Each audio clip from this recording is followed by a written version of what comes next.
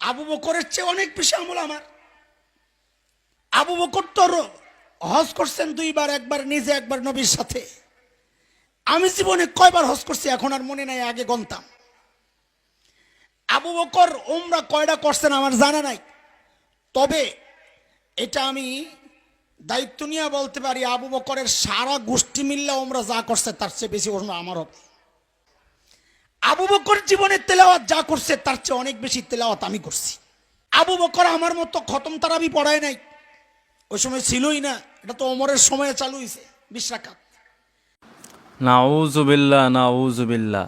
এই মৌলবী নিজের আমলের সাথে সিদ্দিকে আকবর হজরত আবু বকর রাদিয়াল্লাহু তাআলা আনহুর আমলের তুলনা দিয়ে হজরত আবু বকর রাদিয়াল্লাহু তাআলা আনহুর শানে চরম বেয়াদবি করেছে। হজরত আবু বকর রাদিয়াল্লাহু তাআলা আনহুর মহান শানকে খাটো করেছে। এই মৌলবী তো পড়ালেখা করে নাই, জানে না যে সাহাবায়ে কেরামের শান খাটো করা কত বড় অন্যায়। সাহাবায়ে কেরামের শানকে যারা খাটো করে ওদের ব্যাপারে কত কঠিন ফতোয়া এসেছে জানেন? দেখেন, হিজরি 4th শতাব্দী অর্থাৎ 1000 বছর আগে ঐতিহাসিক ইমাম হিবতুল্লাহ আল-লালাকাই রহমাতুল্লাহ এর লিখিত বিখ্যাত আকীদার কিতাব শারহু উসুলি ই'তিকাদি আহলিস সুন্নাহ ওয়াল জামাআহ, উক্ত কিতাবের 165 পৃষ্ঠায় পরিচ্ছেদের নামটি এভাবে এসেছে: সিয়াকু মা রুইয়া আনিন নবী সাল্লাল্লাহু আলাইহি ওয়াসাল্লামা মিনাল ওয়াঈদি আলা মান লাআনা সাহাবা, যারা সাহাবীগণকে লানত দিবে, আও তানাক্কাসাহুম, অথবা সাহাবীগণের নিন্দা করবে, শান কমাবে, আও নাওলা মিনহুম, অথবা সাহাবীগণের অমর্যাদা করবে, ওয়া তাতাব্বাআ আওরাতিহিম, অথবা সাহাবীগণের শান মান ইজ্জত কমানোর উদ্দেশ্যে সাহাবীগণের বিষয়ে পর্যালোচনা করবে, ওদের ব্যাপারে প্রিয় নবীজি সাল্লাল্লাহু আলাইহি সাল্লাম থেকে যা হুমকি বর্ণিত হয়েছে এ বিষয়ের পরিচ্ছেদ। এই পরিচ্ছেদে ইমাম আহমদ বিন হাম্বল রহমাতুল্লাহ আলাই থেকে সনদ সহ বর্ণিত হয়েছে। ইমাম আহমদ বিন হাম্বল রহমাতুল্লাহ কে জানেন? 1200 বছর আগে যিনি একমাত্র ইমাম যার 10 লক্ষ হাদিস মুখস্থ ছিল, সেই ইমাম আহমদ বিন হাম্বল রহমাতুল্লাহ আলাই বলেছেন, ফতোয়া দিয়েছেন, ইযা রাআইতা আহাদান ইয়াজকুরু আসহাবা রাসূলিল্লাহি সাল্লাল্লাহু আলাইহি ওয়াসাল্লাম বিসুইন ফাত্তাহিমহু আলাল ইসলাম।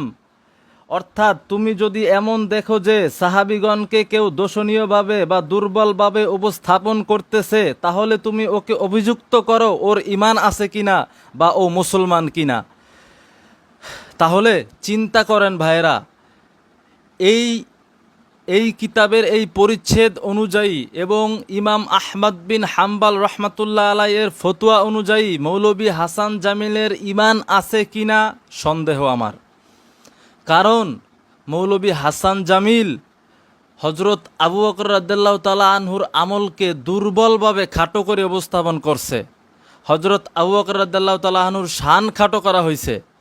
তাইলে ইমাম আহমদ বিন হাম্বল রহমাতুল্লাহ আলাইয়ের ফতোয়া অনুযায়ী সাহাবায়ে কেরামের শান কমানোর কারণে মৌলভী হাসান জামিল মুসলমান আছে কিনা আমার সন্দেহ।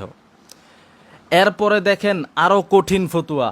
হিজরি 4th শতাব্দী অর্থাৎ 1000 বছর আগে ইমাম খাতিব আল বাগদাদি রহমাতুল্লাহর লিখিত বিখ্যাত কিতাব আল কিফায়াহ ফি ইলমির রিওয়ায়াহ 49 পৃষ্ঠায় স্পষ্ট লেখা আছে, আবু জুরআহ ইয়াকুলু ইযা রাআইতার রাজুলা ইয়ান্তাকিসু আহাদাম মিন আসহাবি রাসূলিল্লাহি সাল্লাল্লাহু আলাইহি ওয়াসাল্লাম ফাআলাম আন্নাহু জিন্দিক।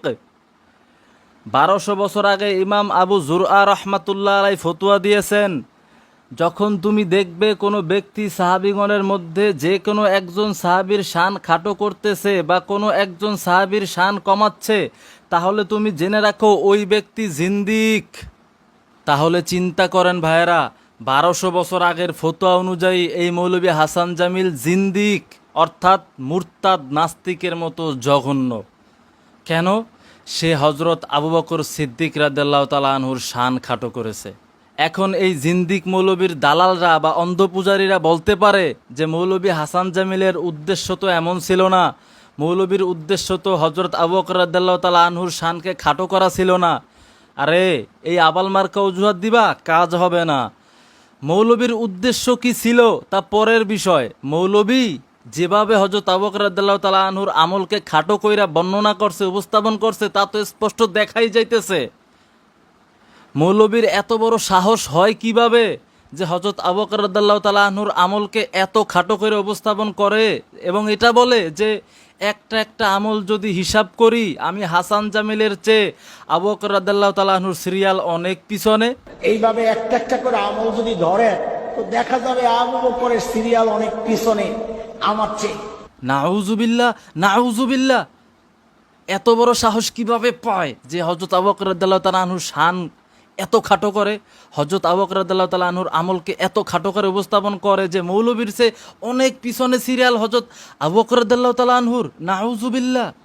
তো এইসব মৌলবীরা নিজেদের ইচ্ছা মতো সাহাবায়ে কেরামের শানে বেয়াদবি করবে, সাহাবায়ে কেরামের শানকে খাটো করবে, আর আমরা কি এইসব মৌলবীদেরকে ছাইরা দিমু? এইসব মৌলবীরা যত বেয়াদবি করবে সাহাবায়ে কেরামের শানে, প্রিয় নবীজির শানে, আমরা এইসব মৌলবীদেরকে ততবার কাফের মুশরিক জিন্দিক বলবো ইনশাল্লাহ।